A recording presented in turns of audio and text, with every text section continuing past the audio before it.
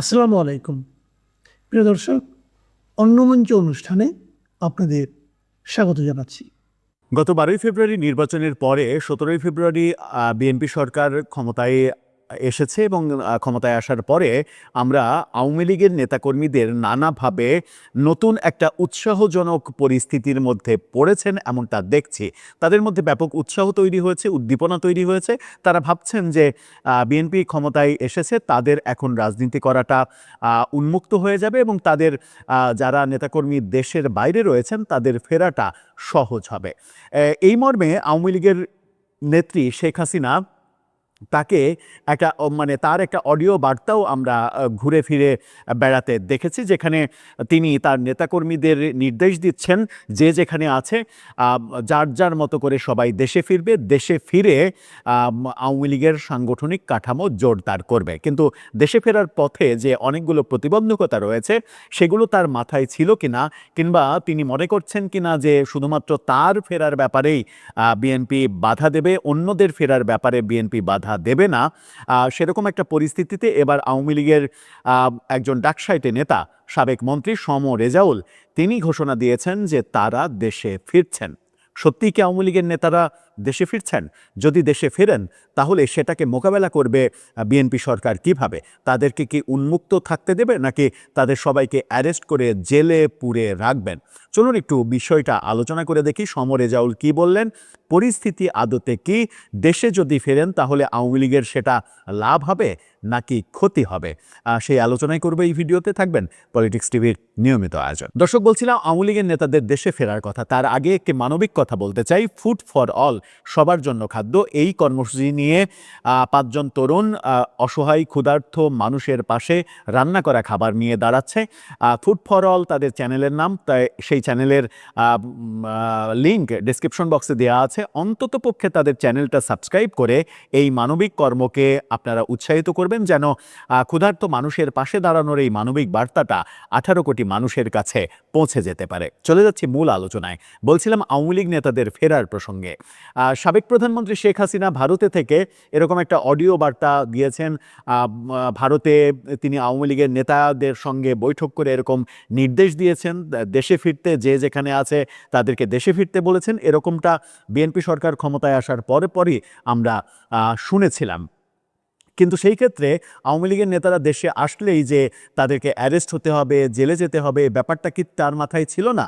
আমার মনে হয় ব্যাপারটা তার মাথায় ছিল। তিনি এই মুহূর্তে মনে করছেন যে আওয়ামী লীগের নেতারা দেশের বাইরে না থেকে দেশে ফিরে কারাবরণ করলেও সেটা দলীয়ভাবে আওয়ামী লীগের জন্য লাভ হবে। কারাবরণ করার পরে অপেক্ষাকৃত প্রফেসর ইউনূস সরকারের চাইতে বিএনপি সরকারের আমলে জামিন পাওয়াটা সহজ হবে এবং বিএনপি সরকার প্রফেসর ইউনূসের মতো রাজনৈতিক প্রতিহিংসা চরিতার্থ করবে না, জামিন দেবে।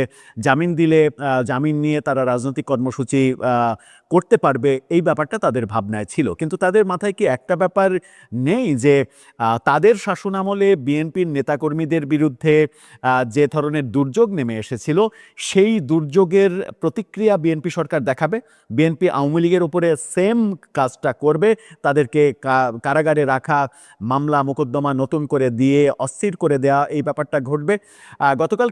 গত পরশু দিন আইনমন্ত্রী সংসদে জানিয়েছেন যে 1,40,000-এরও বেশি মামলা আওয়ামী লীগের আমলে বিএনপি নেতাকর্মীদের বিরুদ্ধে দেয়া হয়েছিল। তার মধ্যে প্রায় 25,000 মামলা এরই মাঝে উইথড্র করে নেওয়া হয়েছে, বাতিল করে দেওয়া হয়েছে, এরকম তথ্য সংসদে জানিয়েছিলেন। প্রায় 1.5 লক্ষ মামলা বিএনপি নেতাকর্মীদের বিরুদ্ধে থাকা মানে এটা একটা ম্যাসিভ ব্যাপার। সেই ব্যাপারের প্রতিশোধ কি বিএনপি নিতে চাইবে না? বিএনপি কি এখন উদারনৈতিক রাজনীতি করবে? সেটা একটা বড় প্রশ্ন। এবং সেই প্রশ্নের মাধ্যমেই আওয়ামী লীগের সাবেক মন্ত্রী, সেই প্রশ্নের মধ্যেই আওয়ামী লীগের সাবেক মন্ত্রী সম রেজাউল করিম চ্যানেল এসের সঙ্গে, বিদেশে লন্ডনের একটা চ্যানেল এস বাংলা চ্যানেল, সেই চ্যানেলের সঙ্গে সাক্ষাৎকারে তিনি বলেছেন যে তারা দেশে ফেরার সিদ্ধান্ত নিয়েছেন। কবে ফিরছেন তাহলে? কবে ফিরছেন এই তারিখটা কনফার্ম করেননি। তিনি বলেছেন যে এই মুহূর্তে আমরা তারিখ নির্দিষ্ট করে বলতে না পারলেও আমরা সিদ্ধান্ত নিয়েছি, খুব শীঘ্রই আমরা দেশে ফিরব। কি বলছেন তিনি, ছোট্ট করে একটু শুনে আসুন। আমাদের মানসিকভাবে প্রস্তুতি মোটামুটি সম্পন্ন, আমরা দেশে ফিরে যাব। পূর্বে আমরা যাইনি, কারণ রাস্তাঘাটে মবের হাতে মৃত্যু হয়ে যেত আওয়ামী লীগের নেতাকর্মীদের। সেই মবের সংস্কৃতিটা যদি বন্ধ হয়, এটা আমরা আশা করছি। বিচার বিভাগকে যদি তার মতো করে কাজ করতে দেয়, তাহলে আমরা আশা করছি যে আমরা আইনি লড়াই করতে পারবো। আমাদের প্রত্যাশা জন্মেছে যে একটা রাজনৈতিক সরকার গঠিত হয়েছে, আমরা আশা করি তারা অন্তত ডক্টর ইউনূসের মতো জঘন্যতম বর্বরচিত সন্ত্রাসী মবক্রেসির কাজটা করবে না। সে কারণে আমরা দেশে ফেরার জন্য পূর্বের চেয়ে অনেক বেশি আত্মবিশ্বাসী। তিনি যখন দেশে ফেরার কথা বলছেন, তার মানে আওয়ামী লীগ সাংগঠনিকভাবে সিদ্ধান্ত নিয়েছে যে যাদেরকে রাজনীতিতে প্রয়োজন তারা দেশে ফিরবেন, দেশে ফিরে তারা রাজনীতি করতে চান। সেই ক্ষেত্রে কারাবরণ করতে হবে, এটা নিশ্চিত। আর যদি শীর্ষস্থানীয় নেতারা হন, আওয়ামী লীগের মন্ত্রী ছিলেন এমন নেতারা হন, যেমন সমর রেজাউল, তিনি যদি হন, তাহলে কি তাকে অনেক মামলায় ফাঁসিয়ে দেওয়া হবে না? তিনি কি মুক্ত থাকতে পারবেন? দু একটা মামলা হলে জামিন নিয়ে কি বাইরে থাকতে পারবেন, বাইরে থেকে রাজনীতি করতে পারবেন? আমার মনে হয় ব্যাপারটা অতটা সহজ হবে না। কিন্তু তার কথাই এটা অন্তত বোঝা যাচ্ছে যে আওয়ামী লীগের নেতারা দেশে ফেরার সিদ্ধান্ত নিয়েছেন। আওয়ামী লীগের রাজনীতির উপরে নিষেধাজ্ঞা উঠে যাচ্ছে 12ই এপ্রিলের পরে, এটা অনেকেই বিশ্বাস করেন। অনেকে মনে করেন সংসদের প্রথম 1 মাসের পরে প্রফেসর ইউনূসের অনেক সিদ্ধান্তই সংসদে পাশ হবে না। তার মধ্যে একটা সিদ্ধান্ত হচ্ছে আওয়ামী লীগের ওপরে নিষেধাজ্ঞা জারি করা। সেটা অটোমেটিকলি 12ই এপ্রিলের পরে বাতিল হয়ে যাবে।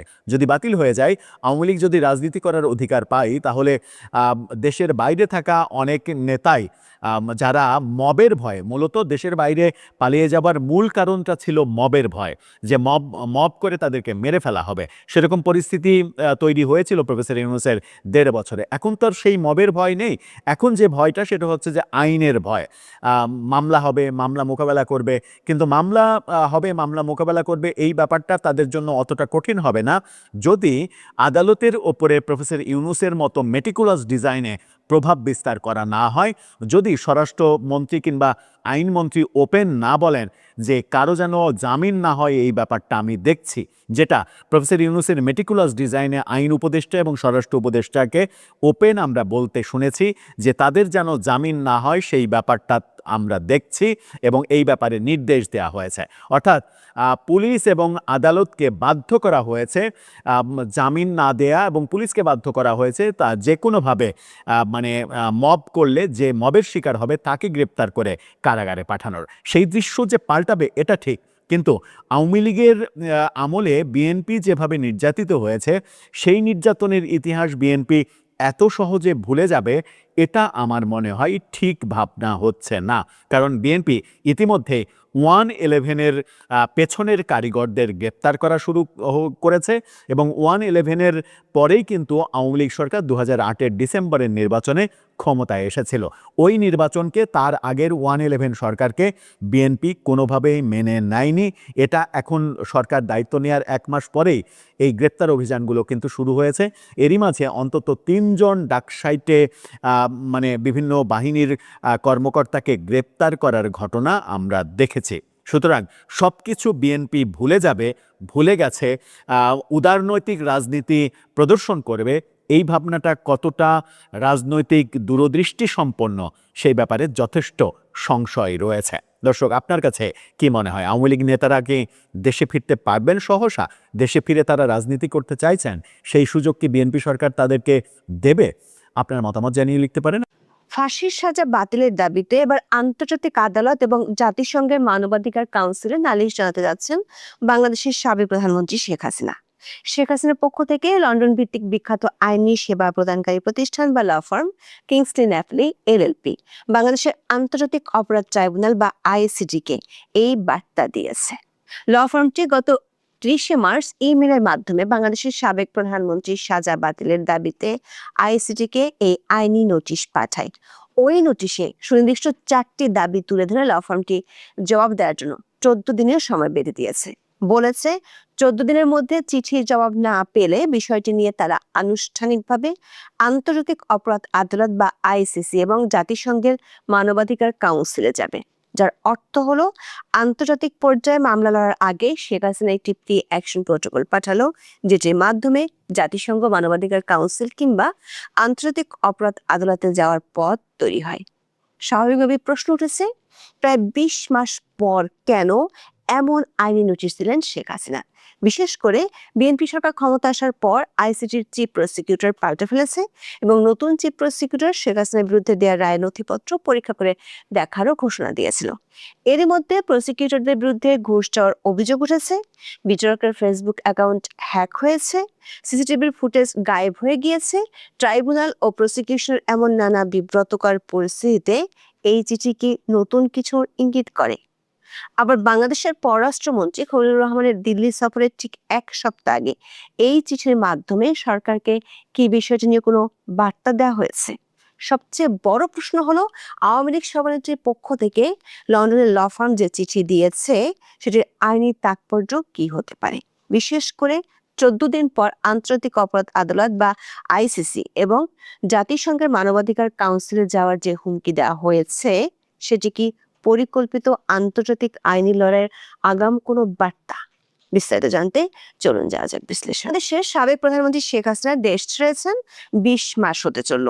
এর মধ্যে বাংলাদেশে অন্তর্বর্তীকালীন সরকারের শাসনামল শেষ হয়েছে এবং গত ১২ই ফেব্রুয়ারি অনুষ্ঠিত সাধারণ নির্বাচনের মাধ্যমে তারেক রহমানের নেতৃত্বে বিএনপি ২/৩ সংখ্যাগরিষ্ঠতা নিয়ে সরকার গঠন করেছে। মানবতাবিরোধী অপরাধে যুক্ত থাকার অভিযোগে গত বছর ১৭ই নভেম্বর আন্তর্জাতিক অপরাধ ট্রাইব্যুনাল শেখ হাসিনাকে একটি মামলায় মৃত্যুদণ্ড দেন। এছাড়া অন্য কয়েকটি মামলায় তার বিভিন্ন মেয়াদে কারাবাসের সাজা ঘোষণা করা হয়।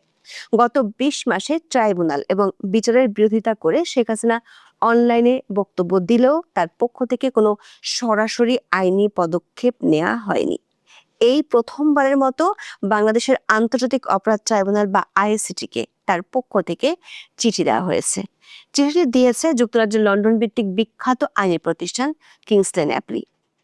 ১৯৩৭ সালে প্রতিষ্ঠিত লন্ডনের কিংসলে ন্যাপলি একটি অত্যন্ত মর্যাদাপূর্ণ এবং বহুমুখী ল ফার্ম। ৩০শে মার্চ পাঠানো এই চিঠিতে অবিলম্বে ট্রাইব্যুনালের আদেশ বাতিলের দাবি জানানো হয়েছে। একই সঙ্গে ভবিষ্যতে আন্তর্জাতিক আইন মেনে নোটিশ দিয়ে এবং শেখ হাসিনার পছন্দের আইনজীবীর উপস্থিতি নিশ্চিত করে নতুন ট্রাইব্যুনাল গঠনেরও দাবি জানানো হয়। শেখ হাসিনার পক্ষে ট্রাইব্যুনালে পাঠানো ১০ পাতার ওই চিঠির একটি কপি আমাদের হাতে এসেছে। চিঠিতে শেখ হাসিনার মামলার বিচার প্রক্রিয়ার বিভিন্ন ত্রুটি ও অসঙ্গতি চিহ্নিত করে সে বিষয়ে বিস্তারিত বক্তব্য তুলে ধরা হয়েছে। তবে এই চিঠি পাঠানোর মধ্য দিয়ে ট্রাইব্যুনালের বিচার প্রক্রিয়ার বৈধতা স্বীকার করা হচ্ছে না উল্লেখ করে কিংসলে ন্যাপলির পক্ষ থেকে বলা হয়েছে, শেখ হাসিনা ট্রাইব্যুনালের এখতিয়ার চ্যালেঞ্জ করার অধিকার রাখেন। কিংসলে ন্যাপলির চিঠিতে স্পষ্ট করা হয়েছে, শেখ হাসিনা এই বিচার প্রক্রিয়াকে কখনোই বৈধতা দেননি এবং একে একটি রাজনৈতিক উদ্দেশ্য প্রণীত প্রহসনের বিচার হিসেবে গণ্য করছেন। প্রশ্ন হলো, ২০ মাস পর কেন এ ধরনের আইনি নোটিশ পাঠালেন শেখ হাসিনা?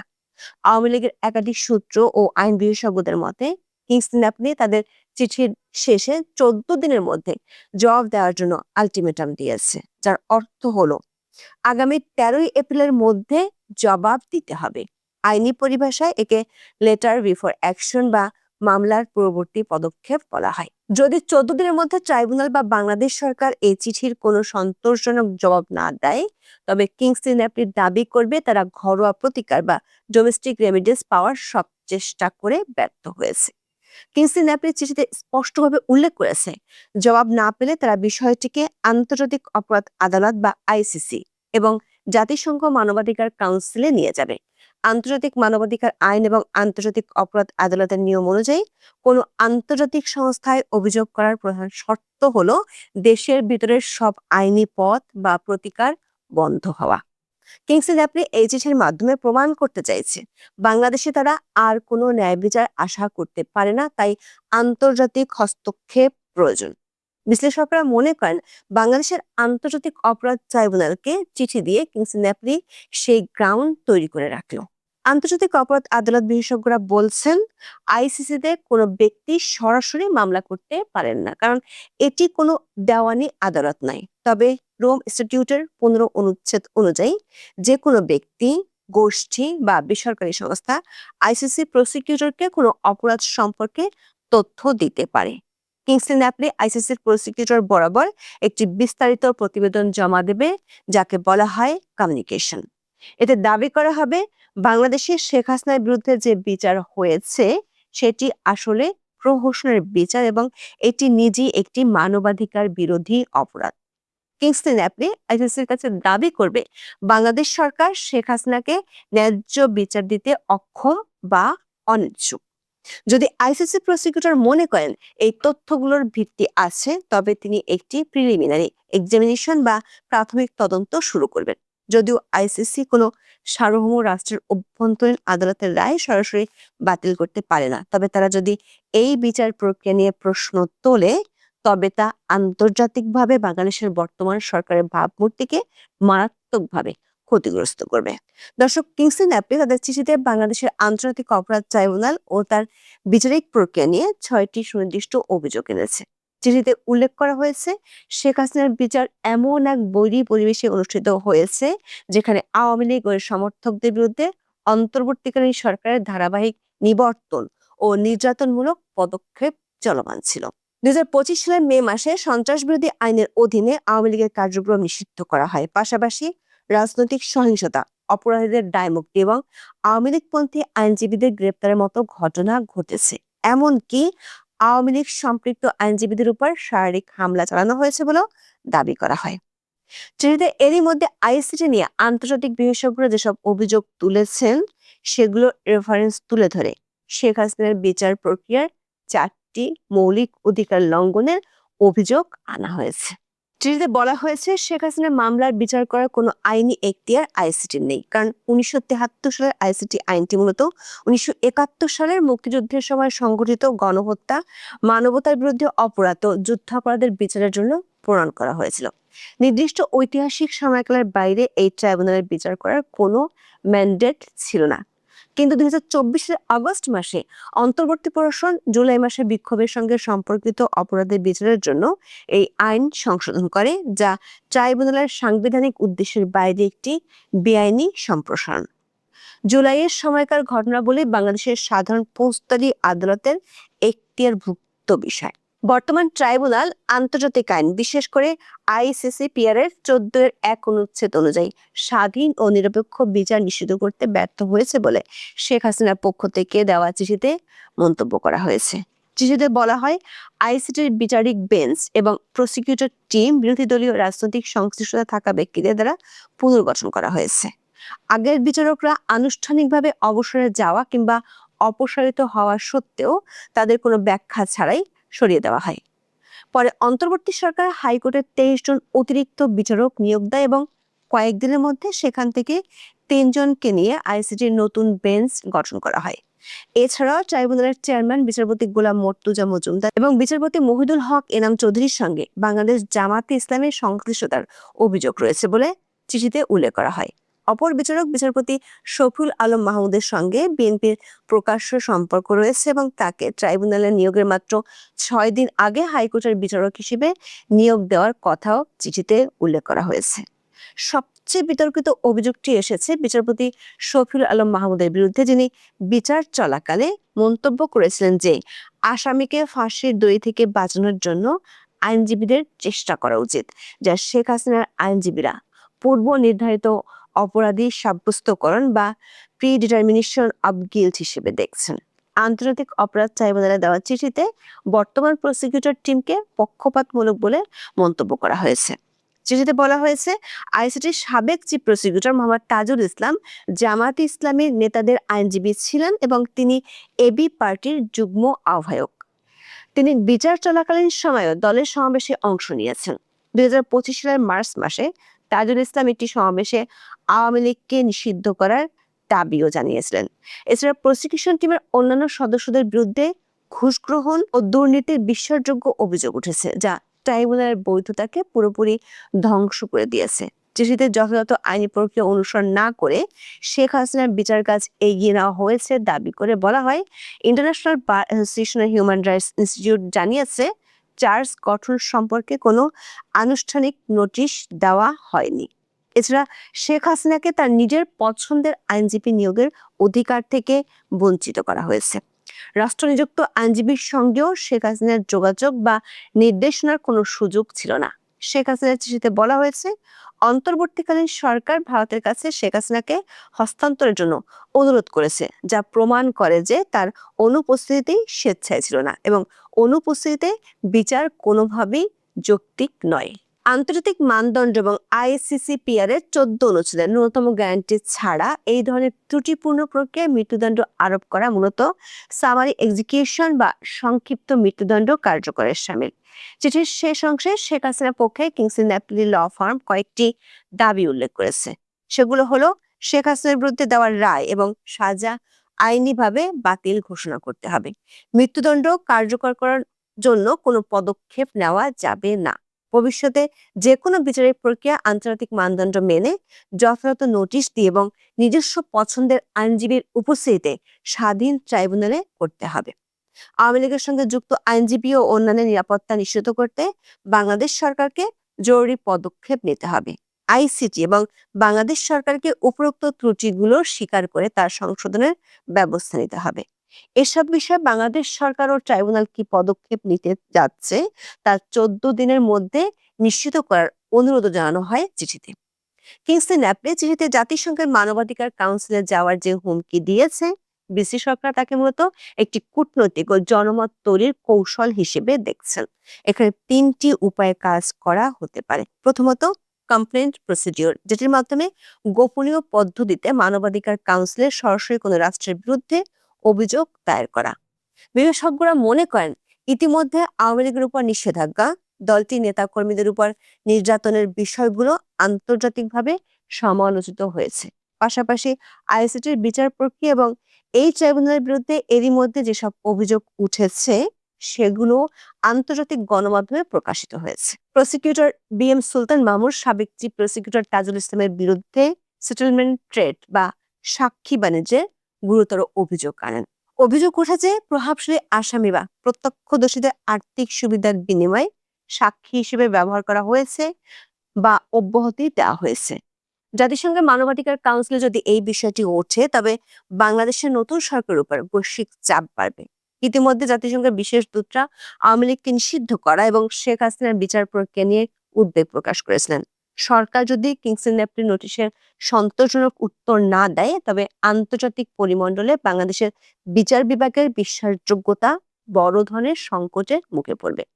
সূত্রগুলো বলছে, জাতিসংঘ মানবাধিকার কাউন্সিলে শেখ